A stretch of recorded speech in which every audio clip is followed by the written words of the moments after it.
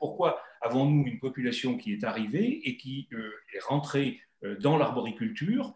Il faut savoir quand même qu'à Moissac, il y a encore quelques années, ce travail était tenu soit par les Maghrébins, soit par les Portugais, soit par les Espagnols.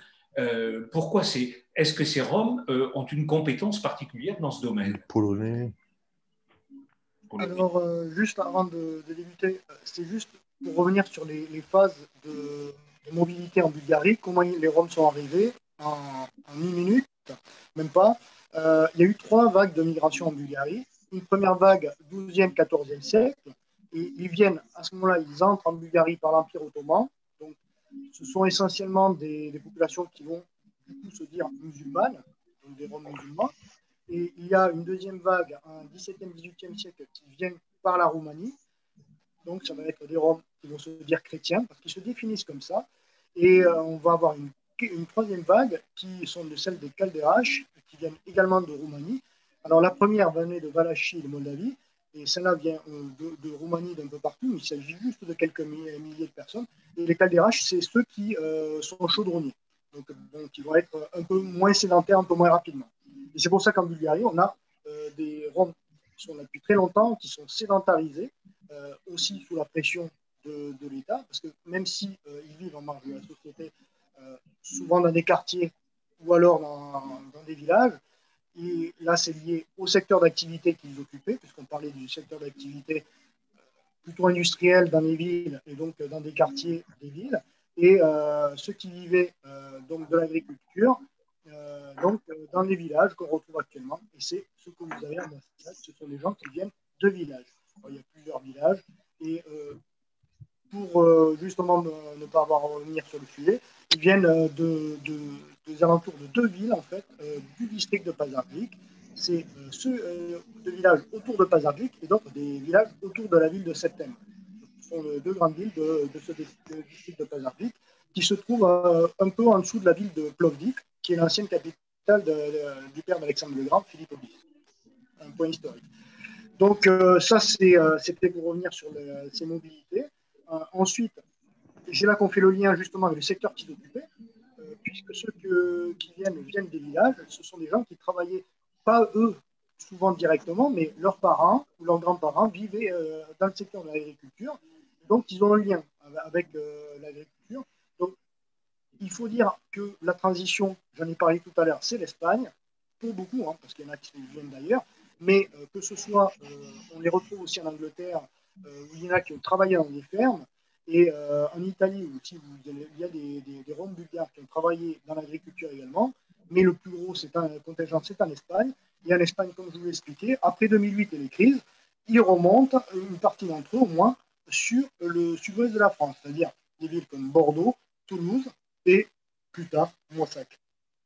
Mais parce que dans un premier temps, l'arrivée sur Moissac, puisqu'on parle, là on était sur la spécialité, on a des gens qui ont déjà culturellement une attache à la terre, au travail de la terre, et le fait qu'ils arrivent sur Moissac, c'est simplement qu'en 2007, il y a une occasion, je vous ai dit, les Roms migrent parce qu'ils ont des opportunités, on leur a souvent interdit les opportunités, ce type d'opportunités dans les années 90, on prenait plutôt les élites de Bulgarie, c'est toujours le cas, hein, avec par exemple les médecins, depuis 2007 qui sont venus, on parle beaucoup des Roumains, mais il y a des Bulgares, il y en a pas mal d'ailleurs, et donc les Roms ont pu migrer à partir de ce moment-là parce qu'il y a eu des annonces qui ont été passées pour de la main-d'œuvre agricole, comme d'autres secteurs d'activité. Et il se trouve que bon, il y a des agriculteurs de la région de Montsac qui ont vu des annonces. Un ou deux a répondu à l'annonce. Et comme il a été satisfait de cette main-d'œuvre, de fil en aiguille, il en a parlé autour de lui. Vous savez comment ça se passe dans le milieu agricole. On est satisfait, hein, de bouche à oreille. C'est ce type de main-d'œuvre. Et eux-mêmes, les Roms, avec le bouche à oreille, ont été conseillés et se sont conseillés les uns les autres par le biais justement de la famille dont on parlait. Tout est lié en fait. Et effectivement, chez les Roms, ce qui est, quand on parlait, à un moment donné, on voulait parler d'un type d'organisation. J'ai dit c'est pas forcément adéquat parce que justement, tout est centré sur la famille souvent élargie, ce qu'on appelle la VICA, mais c'est la famille, les liens familiaux, par mariage, ça peut être par alliance, mais de suite, c'est la famille très élargie Et c'est par ces liens-là que les gens se déplacent, s'entraident. Et c'est pour ça qu'il y a un milieu communautaire très fort. Et quand quelqu'un de la famille demande d'aider, ils ont du mal à refuser. C'est pour ça que d'ailleurs, c'est lié aussi à la migration sur Moissac. Dès qu'il y en a un qui voudrait s'intégrer et un peu s'éloigner de la communauté, il y a quelqu'un d'autre de sa famille qui lui dit est-ce que tu pourrais m'aider? Et il ne peut pas moralement répondre non, même s'il voudrait parfois s'intégrer et y avoir un peu d'immersion. Il y a quelques familles déjà qui ont tenté de s'éloigner un peu de la communauté. Mais ouais, il y a cette difficulté-là qui est une difficulté supplémentaire pour eux.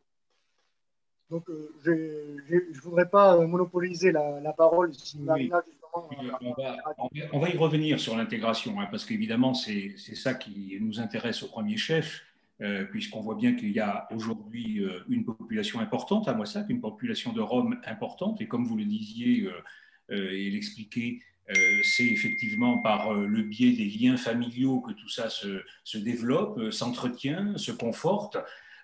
On évalue à combien aujourd'hui? Vous avez une idée du nombre de Roms sur Moissac et les alentours, hein, parlons du territoire. alors, tout dépend du moment de l'année dont on parle. Parce que là, actuellement, enfin, bon, ils sont en train de revenir. Mais si vous parlez par exemple des vacances d'hiver, vous n'en avez quasiment plus. Vous avez 100, 200 personnes, c'est tout. Et en été, ben, ça dépasse le millier de personnes. Vous avez entre 1000 et 1500 personnes au mois de juillet-août qui sont là. Alors, 1000, 1500 personnes, je compte les familles, c'est-à-dire les enfants compris. Donc, mais ce qui est intéressant aussi à signaler au niveau des Roms par rapport à l'arrivée d'autres migrations, c'est que c'est des gens tous les adultes travaillent.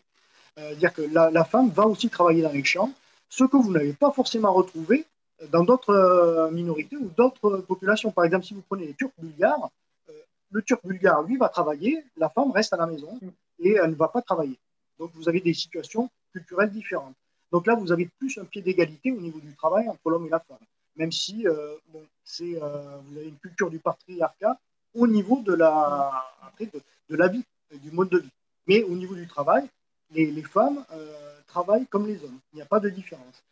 La différence, c'est que aussi, la femme à la maison, elle a les tâches ménagères à faire supplémentaires. Et quand c'est une mère de famille, que par exemple ben, le fils se marie, la belle-fille vient à la maison, mais c'est toujours la mère qui fait le gros du travail. Donc elle a sa charge de travail à l'extérieur, la charge habituelle de son ménage, et aussi même de prendre soin des belles-filles en quelque sorte. Donc c'est pour ça que vous avez des femmes souvent usées dans la communauté rome, parce qu'elles ont une charge de travail énorme. Et effectivement, bon, il y a un décalage qui se fait à ce niveau-là, mais pas au niveau du travail au sens économique.